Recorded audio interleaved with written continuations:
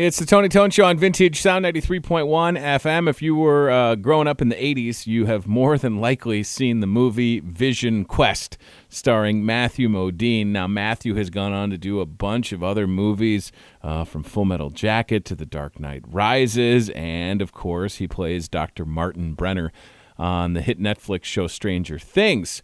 He's on the Mocklink TV and Internet Celebrity Hotline, because we got to talk about, well, all of those. So let's say hello to Matthew Modine. Good morning. This is Tony Tone, and you are on the radio in the great state of Iowa. I love it.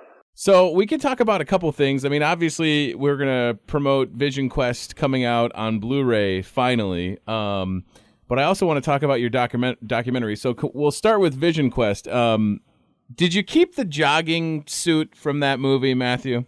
No, I wish I had, because there's been museums that have asked me for it, and or charities that they wanted to donate it. That would have been a good thing. But after wearing that thing and sweating in that thing, you wouldn't want to have it. You'd have to have it sterilized, and they're horrible things, those sweatsuits. Do people still wear them? I don't know. It seems like I don't know if you could get the same effect from sitting in a sauna. Certainly you wouldn't get the same cardio benefits, but that's a great question. Maybe with the release of Vision Quest on Blu-ray, they'll come back, right? I mean... Yeah, maybe. They do wring the water out of your system, I'll tell you that. Is it amazing to you that it took as long for that to come out on the Blu-ray format? Because that's a movie that people have loved for a long time. So it's surprising to me that they didn't do it sooner. I think there's something about the 80s that, with the audition of adding Stranger Things in there, that when we look back now upon the 80s, it seems so innocent. And of course, anybody who lived through those times know that it wasn't all peaches and cream, that there were difficulties that we were living through in the 80s. But when we look back upon in those days now, it's pre-Columbine, it's pre-9/11, it's different music, it's pre-cell phone, it's pre-computer, it's pre-video games. So we look at that time and we think, well, it looks so innocent. People communicated with each other differently. And, if the kids wanted to get together, they rode their bicycles. They didn't have their parents drive them in cars. And, the journey that Louden Swain goes through, and the things that he says, the thoughts that he has, they're very different than what people are living through in a social media kind of 140-character existence today. You walk through the streets of New York City and people don't look at each other anymore because they've all got their faces down in their cell phones. It's the face-down generation. So I think that all of these things from the 80s, and there's other films as well that have come out recently that took place in the 80s, that just seem, like it just seems like such an innocent time. I probably like what it was for me when American Graffiti came out, that I look at American Graffiti and the music seemed so great and the cars seemed so great. And, the thing that was looming in American Graffiti was the Vietnam War and how that was about to change the character of the country. Mm-hmm. It's so interesting to think about that because, I would watch Stranger Things like on my smartphone. And you're right. You totally get lost in that world because with Stranger Things specifically, they did such an authentic job. There was like no detail spared when you watch a show like that. And I imagine as an actor, it kind of had to feel weird to sort of step back into the 80s for a moment, right? I mean, that's what you do for a living, but when it's done that well, what's that feel like for you, Matthew? The thing that was weird about it was that there was so many social references that people were making that I didn't remember because in the 80s I was going from film to film. I did, Private School was the early film and Streamers with Robert Altman. And then I jumped from that to Vision Quest to Mrs. Soulful with Diane Keaton and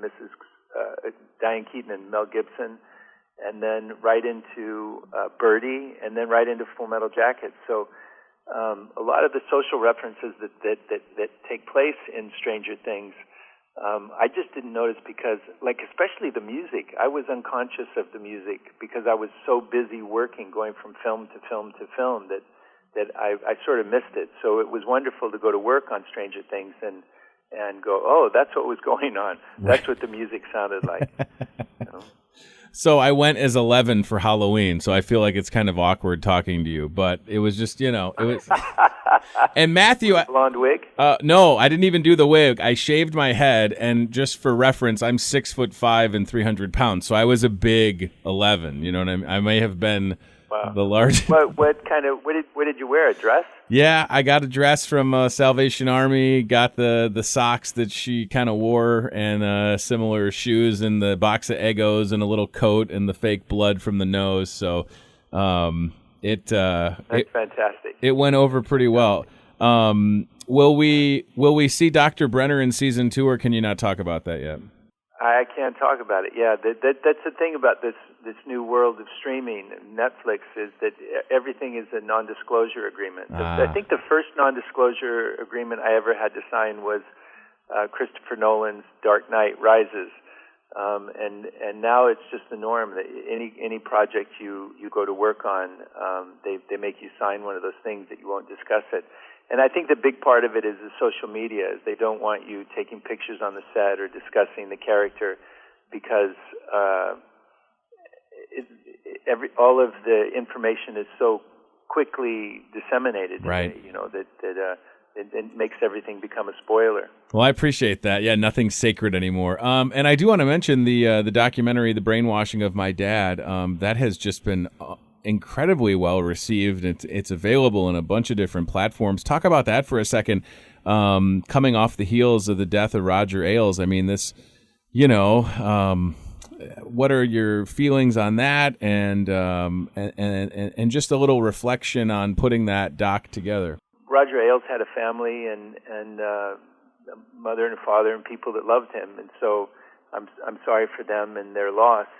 But Roger Ailes, changed the consciousness of so many people in the United States of his understanding and manipulation of information, and so it's an incredible documentary, The Brainwashing of My Dad, because it was a simple story that this documentary filmmaker, Jen Sanko, wanted to make about her father, that she couldn't understand how he'd become so angry and mean, and she describes him as a Kennedy Democrat that became this right-wing Republican, and she couldn't understand how he'd become so sexist and mean.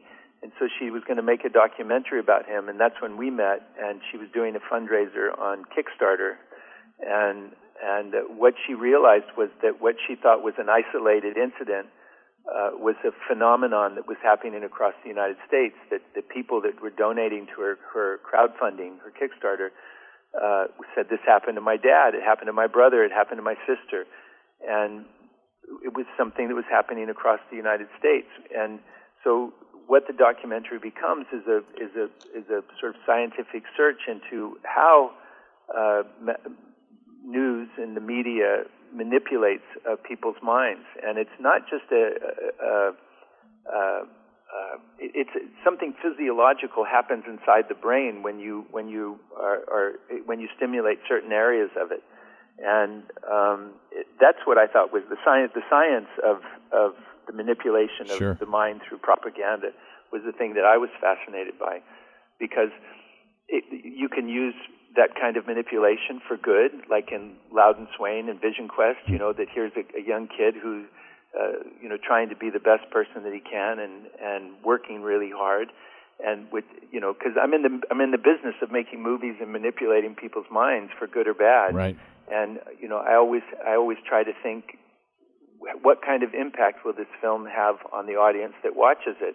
Because you don't want to be somebody who creates propaganda that is negative or hurtful to other people. And the kind of propaganda that was coming from Fox News for so many decades was hurtful, and it was having a negative impact on our country's psyche. Well, Matthew Modine, listen, I know we're running out of time and you're doing a bunch of these interviews. I encourage people to go to thebrainwashingofmydad.com. That's on DVD and Blu-ray, as is Vision Quest, available on Blu-ray. And I hope, even though you can't say, I hope that we see you on Halloween on Stranger Things Season 2. Thank you so much for the time. Have a great weekend, sir. I appreciate it. Thanks, Tony. Be well. Bye-bye.